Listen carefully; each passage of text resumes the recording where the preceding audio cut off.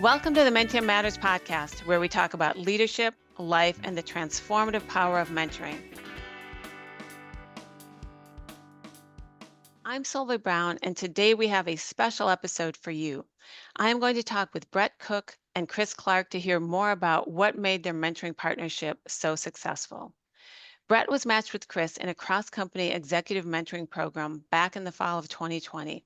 I am checking in with them 3 years after the partnership ended to hear more about the long-term impact of mentoring on leadership development. Before we dive in, let's meet Brett and Chris.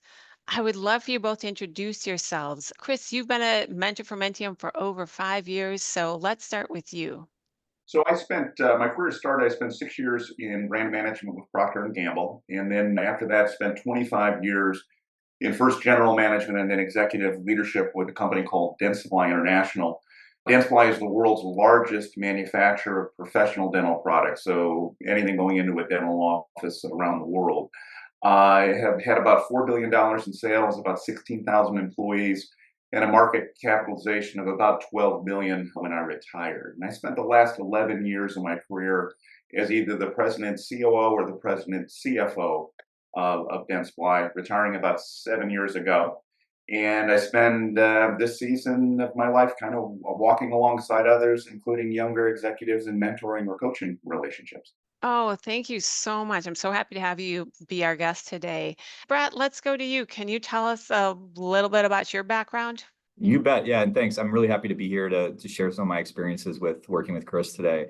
So just by way of background, so I went to undergrad in Iowa and I studied biology and had a bit of a come to Jesus doing pre-med and decided to switch to business. So at the time I ended up with this kind of bio business combo that caused a lot of people to sort of scratch their head. And I took some time in the course of my early years of my career to figure out what I wanted to do in the business world. And I did so via management consulting. So I went off to be a consultant working with lots of different companies. I spent time with one firm for about 6 years and then decided to go back and get my MBA full time at the University of Chicago to dig a little bit deeper on econ, some of the marketing topics, areas that I hadn't had as much experience into. And then following that graduate program, I went back to consulting at a different firm, more leaning on the strategy side of things. So doing corporate strategy, due diligence, and M&A, some integration work, operating models. So really a broad cross-industry, cross-capability kind of set of experience. And then over the course of the last couple of years there, I honed in on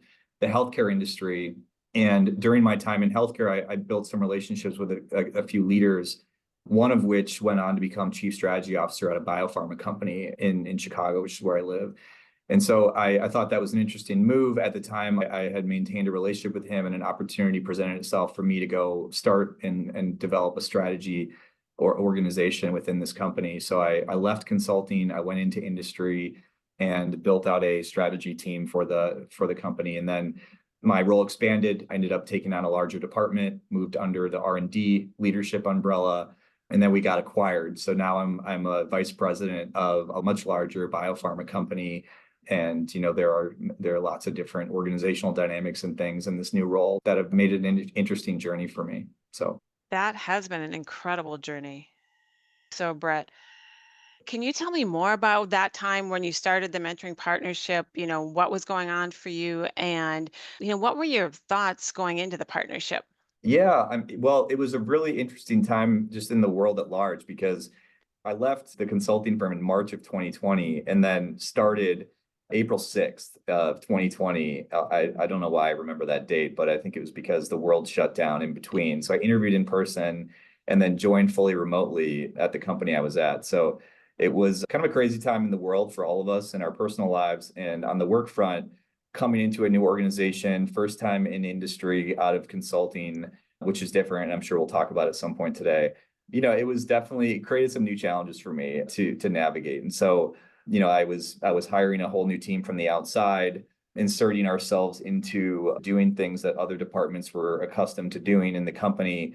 And so a lot of organizational dynamics, and I think just that importance of building relationships and networking and doing that in person when you're starting a new department. I didn't have the luxury of doing that because I had to do everything over Zoom and WebEx. So Those were some of the dynamics that I was dealing with, in that transition that were maybe a little extra complex relative to how it would have been in normal state of the world. Yeah, totally. And then when you heard you were going to have a cross-company mentor, what did you think? Were you excited about that, or, how did you feel about this opportunity? Yeah, it was a conversation that I had with my boss at the time that, hey, we offer this program. Here's what it is. It was an executive mentoring program and they offered to fund it. And, the way it was described to me before I knew much about it was just, hey, I'm not going to get a report. I won't know what you're talking about. It's totally for you to help you, have a sounding board with somebody that's outside the company, which I thought I'd never heard of a program like this that was company sponsored. So I thought it was really great. I'd say I was a little skeptical of just paired mentoring, just based on my experience in the past. Most of my mentors over the course of my career came through just doing great work together, building relationships, kind of in the trenches. And then coming out of that, when we moved on to different things, we would maintain those relationships. But I think that just led me to have a high concentration of mentors within the two companies I'd spent the majority of my career in. And sometimes there's stuff you want to talk about that don't necessarily want to talk about with people that are in your company in the leadership ranks. So I was skeptical of, hey, would I find a mentor that I gelled with? And would we click, and how valuable would it be? I thought the idea of the program though was intriguing and interesting, and I was grateful for the opportunity. Yeah, and then Chris, what were your thoughts at the beginning of the partnership, and what did you do to build trust? Sure. Early on, I think Brett kind of came in with a thought that maybe we should focus primarily on his lack of, he was coming from consulting into industry, into the biopharma space, dealing with a lot of PhDs from a scientific standpoint. And I think Brett was initially thinking that maybe we should focus on how do we build up his street cred, if you will, from relative to kind of the scientific chops. But the more we talked about it, the more, he really was sharing that some of the underlying issues where he was being tasked with really implementing new processes, implementing new ways of thinking, and influencing across different departments here in a company that really did not have really robust or mature processes. So here he is coming in from the outside during COVID, when it's tough to establish relationships anyway, having to establish new processes with the expectation from senior management that these get in place and they get done. And that's a pretty tall order. And I think that the more we kind of just talked about that, I give Brett a ton of credit for being willing to pivot what we were going to focus on. And again, his willingness to trust me a bit in terms of kind of going with that pivot, but then his willingness to really dig in and bring real stuff, I think enabled us to get on a real solid platform really quickly. And again, I give him tremendous credit for that, because he brought the real issues, what he was facing, how he was concerned in the context of how people might have been reacting or not reacting, the impact he might have been having or not having. He was bringing the real stuff. And again, that enabled us to really focus on stuff that mattered. And I think that helped to build trust. Yeah, I think that that's a really good point that when the mentee can be vulnerable and talk about the real issues, I think that is really important. And you created that space for that. Brett, what were some of your thoughts about the leadership development areas that you thought you'd be working on and kind of what you ended up working on throughout the partnership? Yeah, I think going back to my transition from the consulting firm into industry, I made that decision because I was following a leader that I really respected and admired, as he became the chief strategy officer of this company, and then I kind of followed him there to help him build out a strategy team and portfolio management organization. So there were some things though about this transition that one might raise an eyebrow at if you think about just what I was being asked to do. I hadn't in consulting actually ever worked in pharma or biotech, and so when you come into a highly technical industry, it is a bit stressful at first to learn be credible and to learn, and let alone to come in at a senior level where you're leading a strategy organization for an organization of folks that really know their stuff, with a lot of depth and expertise. I think for me, I felt confident that I was coming in with a leader who knew that and knew what I had to offer outside of that he valued. But when I thought about how I would be successful and overcoming that knowledge gap, I think I was very rotated on I have to, spend my time reading scientific papers, really learning the products and the mechanisms and really digging into the science so that I can unlock my problem solving capabilities and be credible. And I think I just underappreciated the organizational dynamics and leading through influence and building relationships and all the other important things that one needs to be successful in that type of role. And very early on, Chris helped me figure that out, and we adjusted our time together appropriately. And I think one of the things I really valued from our early conversations was it was very clear that Chris had read the work that I put together ahead of our conversation, had reflected on what I told him about the scope of my role and what I thought I needed to do to be successful.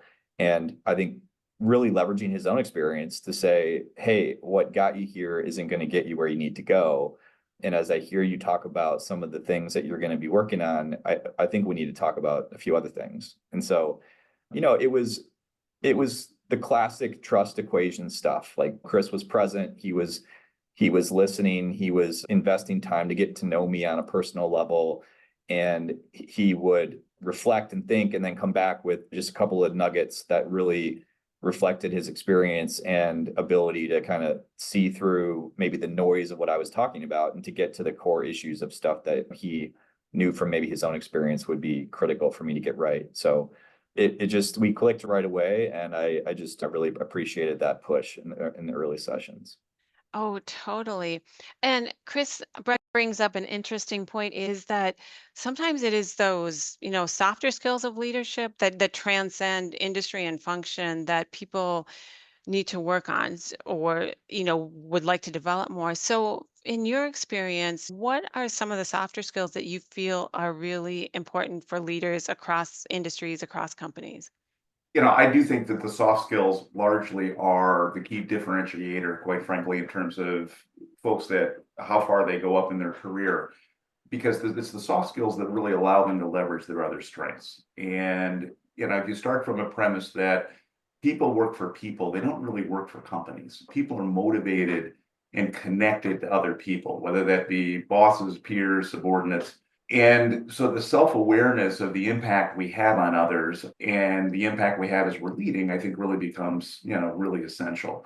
What we focused on in our partnership, which is similar to, quite frankly, many of the other mentoring partnerships I've had, really are empathy in the context of just the ability to really understand where others are coming from, what their fears, what their motivations are. I mean, as Brett stepped into this, he's having to drive change in an organization that's been successful but is growing rapidly, is really outgrowing its processes.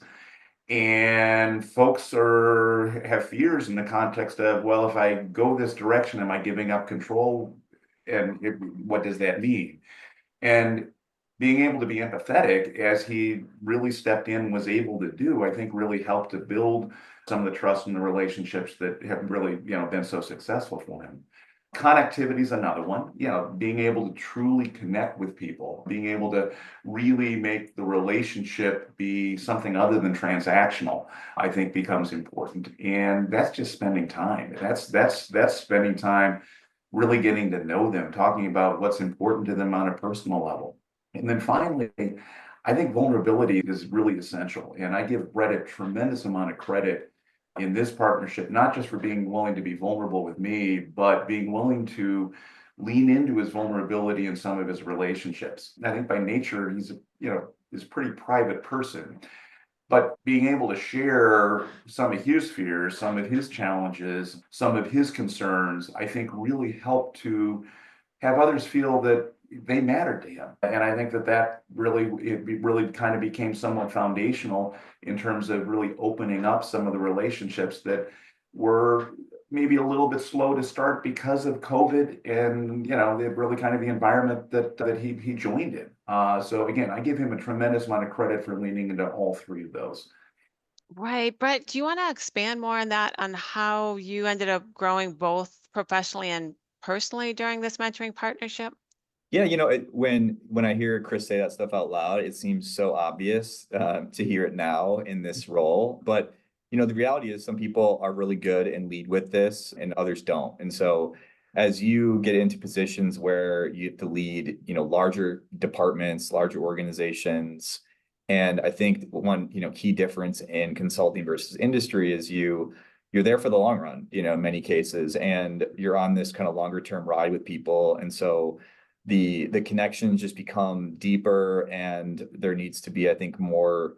It's not just, parachuting in and parachuting out, which is some of the experience I had in consulting. So I think it's this broader journey of one, these things don't necessarily always come natural for me. I'd probably lead with problem solving and the answer. And in my past, maybe have gotten to that at the expense of the experience of those around me and how we got there.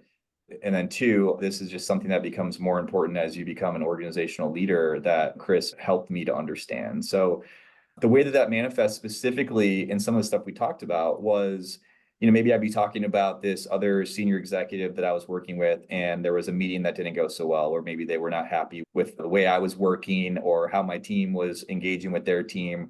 And when you're introduced to people over WebEx or Zoom and you have kind of a tough meeting, whether it be in a group setting or separately, it tends to be the easiest way out to just avoid addressing it and move on. Just, try to course correct and move on.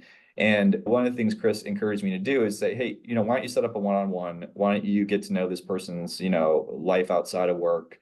Then why don't you hit this problem head on? Why don't you say, hey, I want to go back to this thing this feedback you gave me in this meeting, and dig a little bit deeper about where you're coming from, how you view where your team is headed, how you would like to see my team positioned in this particular thing that we're working on together, and just seek to understand a bit where they're coming from that maybe didn't come out in the prior meeting. And I think in the course of doing that, it does a couple things. One, it shows maturity and courage and leadership, that you're willing to have tough conversations and do so with people at senior levels. And so I think what I observed is that I think it gave me a little street cred in terms of how people viewed me as a leader.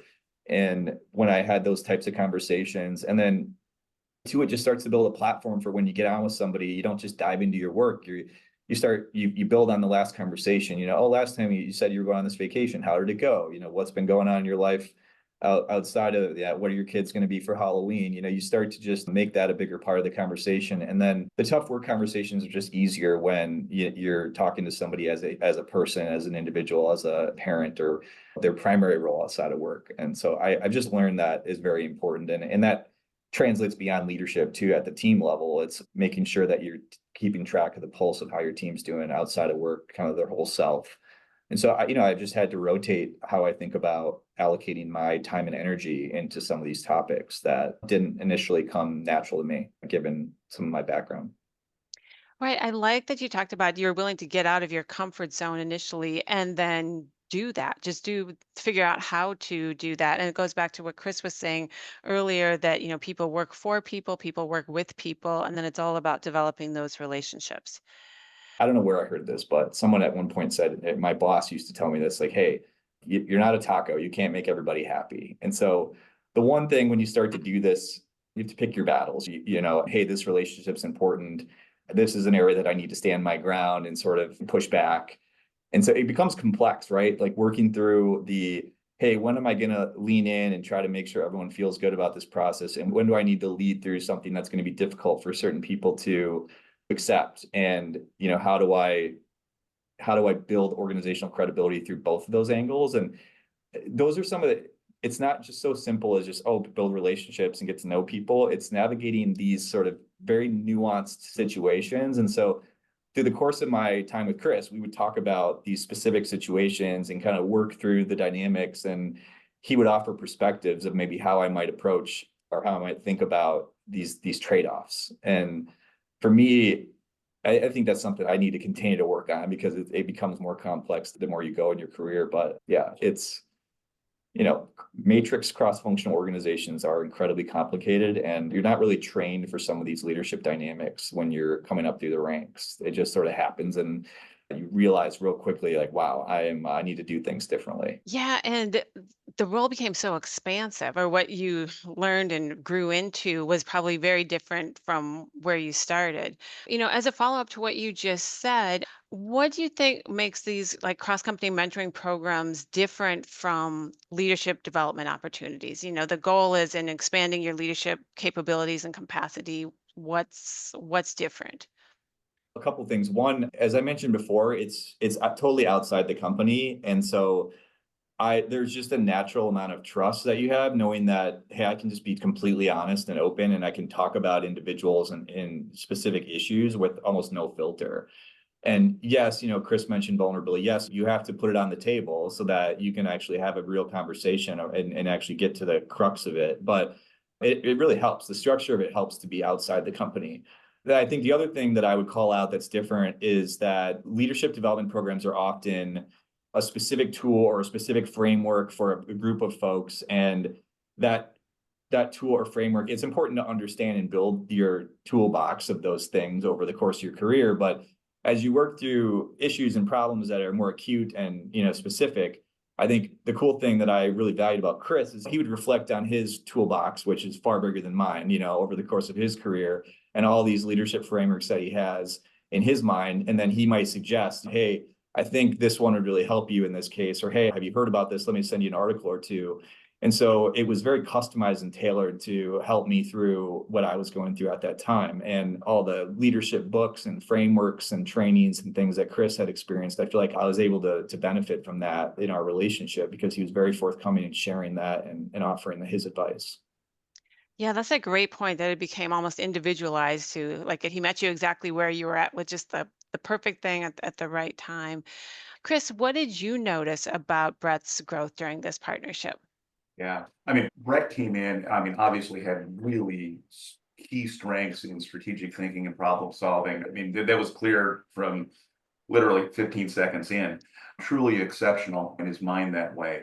But his willingness to kind of pivot and use those strengths and apply them to relationships, apply them strategically to how do I best spend my time relationally? How do I best invest in these people relationally? And to kind of look at that from a balcony viewpoint. Who are the key influencers? Who are the key people? They may not, some of them may be high in the organization, some may not be. But who are the key people that I need to make sure I connect with and establish relationships with?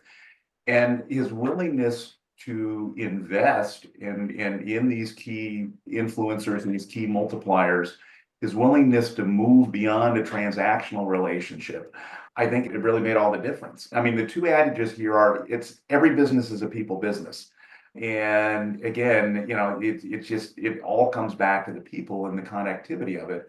And the second thing is relative to influencing, every time is showtime. And so one bad interaction, frankly, outweighs probably 10 or 15 good ones. And so, again, being deliberate and consistently showing up in a very meaningful, non-transactional way, I think really made a tremendous amount of difference. And I think he really stepped into this growth. I give him all the credit. He was willing to do the work and willing to be vulnerable and address it. Brett, how would you say you were able to apply the things you learned from Chris to benefit your company? Yeah, I mean, I touched on some of it. I think just as starting to being able to come in, establish this department, hire a team from the outside, and be successful and start delivering results, I think was one piece of it.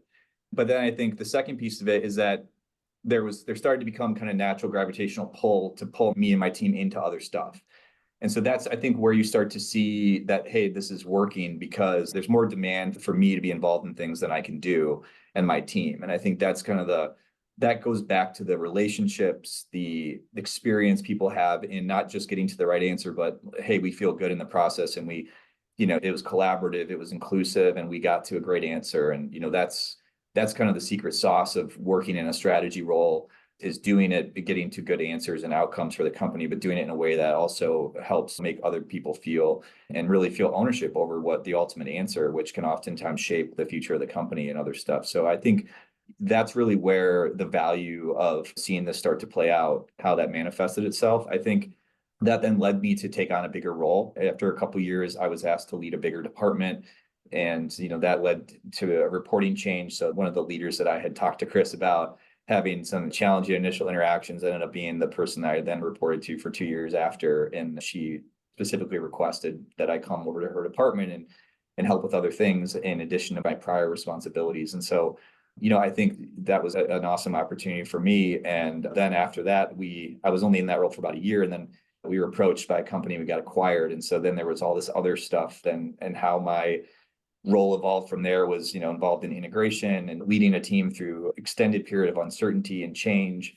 And then now working in this new company with new processes, new organizational dynamics with many of the same team members and leading through all that. So yeah, it's been quite a ride over just 5 years. This industry is really dynamic and there's a lot of change is almost the only certain thing.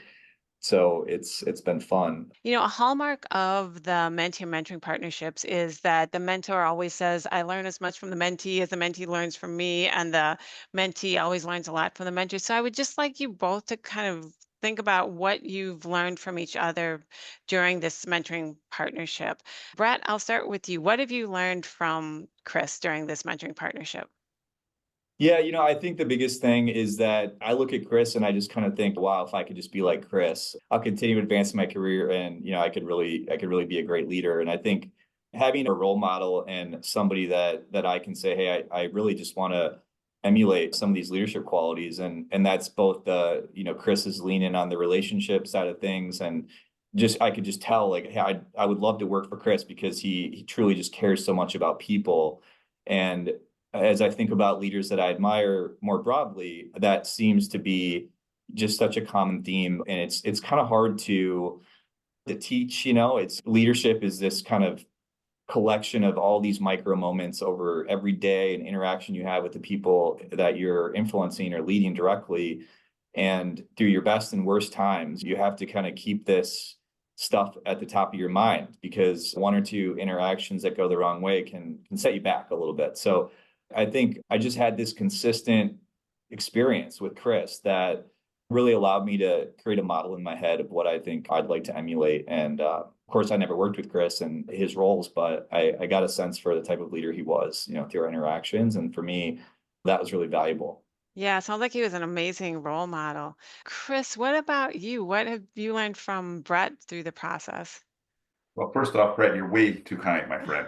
But seriously, I think Brett's approach to this partnership really reemphasized to me that personal growth really always comes as a result of being willing to get outside of the comfort zone, right? And even at this stage and kind of this season in my life, it's just a reminder to me to continue to stretch. It's a reminder to me that I need to continue to just get outside, get uncomfortable, and be willing to grow. Because if I'm truly comfortable, then I'm probably not on the edge. I'm not growing, I'm not stretching. And again, I got so much more out of this than I put into it. But it was wonderful to work with you. And again, I just thank you for that wisdom of just watching you grow because you were willing to get uncomfortable. So thank you for that. Wow. Yeah, that's really it's powerful. It's powerful to hear you both talk about that. As we're wrapping up here, what advice would you have for other leaders? Brett, let me start with you on this one. Yeah, I did want to just add one other thing that I thought was really special about Chris and this program was when I remember when we were wrapping up our year together, and I go into this meeting like prepared to kind of do a wrap up, thinking that because it's a paid mentorship thing, and our year has come to an end, and I remember Chris kind of just casually at the end. So when are we meeting again? It was almost like, hey, this thing doesn't have to end if it's up to you. And I think that he's left that door open for me even today. So which especially after talking through some of this stuff, I start to realize like, man, I need to talk to Chris a bit more than maybe I have over the past 6 months or so. But I just thought that was really cool and how Chris approached these relationships. And I think is a testament to not only Chris, but I think the program, the type of mentors that the program brings in of people that really care about the relationships and the people that they're supporting and helping, and it goes beyond the sort of 1 year initial term from in many cases. Yeah, that is so true. Our mentors are fantastic. I agree with you wholeheartedly on that. And you see that so often where it's like it becomes someone in your professional life that you can just check in with. It doesn't end like at the year that people are like, hey, you're like, I should check in with Chris on this situation. Chris, what about you? What advice would you have for other leaders? I guess I would have two words of advice. The first is that as I look back, not only in my mentoring relationships, but also in my professional growth and really my career and watching others and managing, leading others, being willing to continually work on becoming more self-aware, I think is a really probably the largest differentiator in terms of career trajectory over time. Being willing to really understand and dig into not only your strengths, yeah, that's important, but also your opportunities, what impact you have on others, how you handle stress, etc. That all becomes really important, and even more important, as you move up in your career. So again, I can't emphasize the self-awareness aspect enough. And the second piece is I think you get out of these relationships what you put into it. And again, I credit Brett for being willing to show up with it all and being willing to be vulnerable and out of his comfort zone. But again, I think that anyone approaching a mentoring relationship or any other type of mentoring relationship, you get out of it what you put into it. Could not agree more, Chris. That is so true. Brett and Chris, thank you both so much for being my guest today. It has been really inspiring to hear, about the long-term positive impact of these mentoring partnerships. We love hearing these types of stories at Menttium. I appreciate like the wisdom you both have shared about the importance of building trust, being vulnerable, getting out of your comfort zone, and that continued self-awareness throughout your career. Thank you to our audience for listening to this episode of the Menttium Matters podcast. If you like this episode, please share it with friends and colleagues. We have many great guests lined up, and we look forward to having you join us again next time.